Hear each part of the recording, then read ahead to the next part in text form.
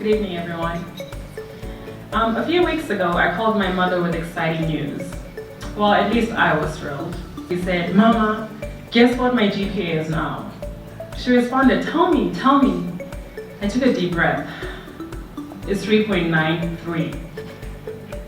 With mischief in her voice, she responded the way she always does to these kind of news. She said, "So where did you leave the 0.07% of that GPA?"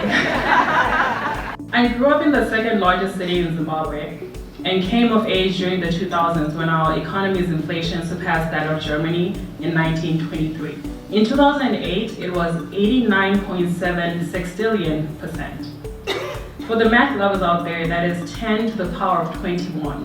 Where I come from, education means access to resources, which means a steady supply of food on your plate.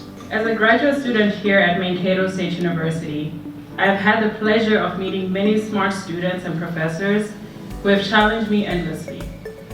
I've become better at listening and debating fiercely without becoming too bent out of shape. All these lessons and the ability to fully engage in my education have been made possible by assistantships and scholarships. If it were not for these monetary resources that are made available to students, many of us would not be able to afford this education. In Africa, we speak about the philosophy of Ubuntu, which when translated means I am because we are.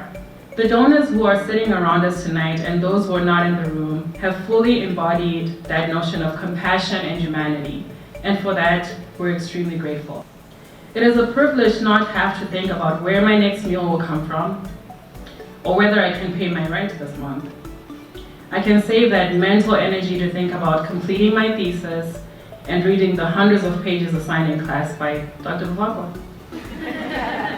I can finally focus on being a literal and academic foodie and finding that 0.07% of my GPA wherever it may be. Thank you.